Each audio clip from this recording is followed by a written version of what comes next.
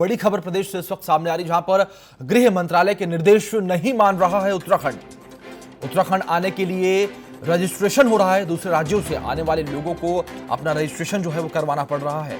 केंद्रीय गृह मंत्रालय ने राज्यों को निर्देश दिए हैं कि दो राज्यों के बीच आवाजाही पर कोई प्रतिबंध नहीं होना चाहिए। किसी तरह के प्रतिबंध को केंद्र ने गलत बताया है। अनलॉक 3 की गाइडलाइंस के पैरा 5 का हवाला दिया है। किसी भी तरह की रोक टोक गाइडलाइंस का उल्लंघन है। देश में कहीं भी आने जाने के लिए पास की जरूरत अब जो है वो नहीं है। तो बड़ी खबर आपको बता दें कि जहां पर उत्तराखंड से सामने आ रही है, गृह मंत्रालय के निर्देश जो है उत्तराखंड अब नहीं मान रहा है। तो वहीं हमारे सहयोगी अजीत कामबोज सीधे लाइव जुड़े हैं हमारे साथ। इस खबर पर अधिक जानकारी के साथ सीधे उनका रुख करेंगे।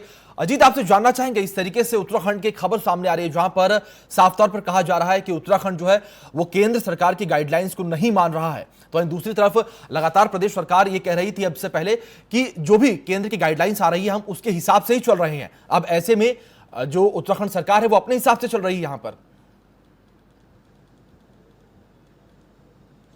बिल्कुल अभिषेक, आपने ठीक कहा। पहले उत्तराखंड सरकार की अगर बात की जाए तो केंद्र की हर गाइडलाइन को अक्षर अक्षर पालन करने के दावे यहां पर राज्य सरकार की तरफ से किए गए थे।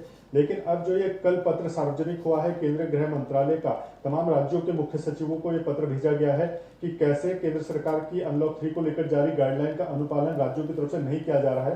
तो इसमें उत्तराखंड भी शामिल है। उत्तराखंड की अगर बात की जाए तो राज्य सरकार ने जो एसओपी जारी की थी उसमें तमाम तरह की राहत जरूर दी गई थी अनलॉक 3 की केंद्रीय गाइडलाइन के अनुसार।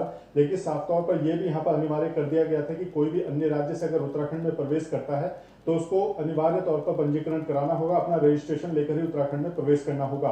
लेकिन कल जो लेटर आया है केंद्र सरकार का उसमें साफ तौर पर लिखा गया है कि पैरा 5 का अनुसरण किया जाए, जिसमें किसी भी प्रदेश के से दूसरे प्रदेश जाने को सीधे तौर पर आवाजाही को लेकर कोई प्रतिबंध नहीं होगा, चाहे फिर वो सामान के साथ हो या फिर व्यक्ति विशेष को लेकर हो। लेकिन उत्तराखंड में अगर आज की तारीख में भी आपको प्रवेश करना है तो सीधे तौर पर आपको रजिस्ट्रेशन कराना होगा।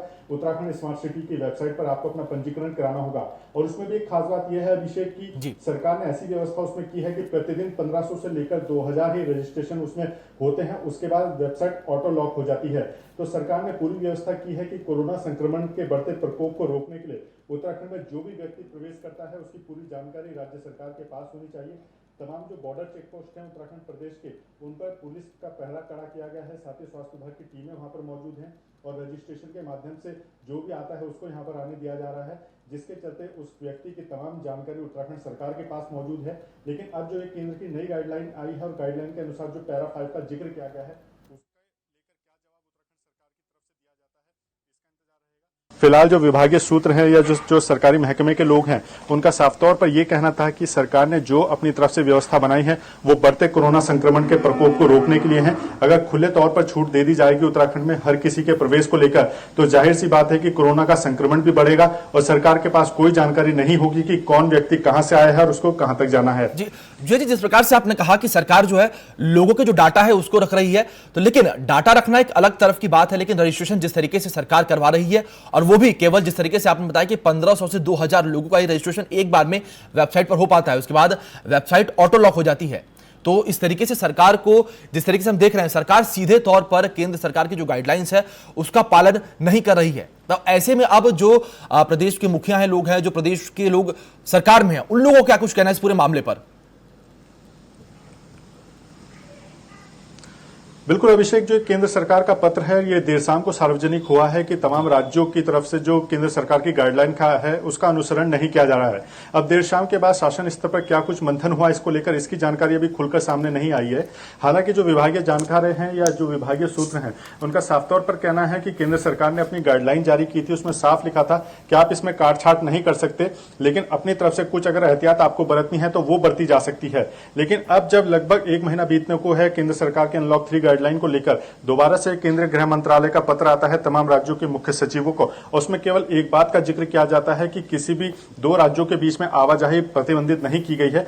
कोई भी व्यक्ति किसी भी राज्य में आने जाने के लिए स्वतंत्र है, चाहे फिर वो अपना सामान लेकर जाए, क्रय विक्रय की स्थिति में जाए या फिर किसी अपने पर्सनल काम से जाए, उसका जिक्र इसमें खास तौर पर किया गया है। तो अब देखना यही होगा कि उत्तराखंड सरकार की तरफ से इसको किस तरह से अनुपालन किया जाता है, या केंद्र को अगर जवाब भेजा जाता है इसी प्रक्रिया को लगातार रखने को लेकर कि रजिस्ट्रेशन करवाना ही होगा उत्तराखंड में आने के लिए, तो वो किस तरह से इसका जवाब होगा राज्य सरकार की तरफ से, इसका भी इंतजार रहेगा। जी अजीत, जिस तरीके से गृह मंत्रालय के निर्देश जो है उत्तराखंड इस वक्त नहीं मान रहा है,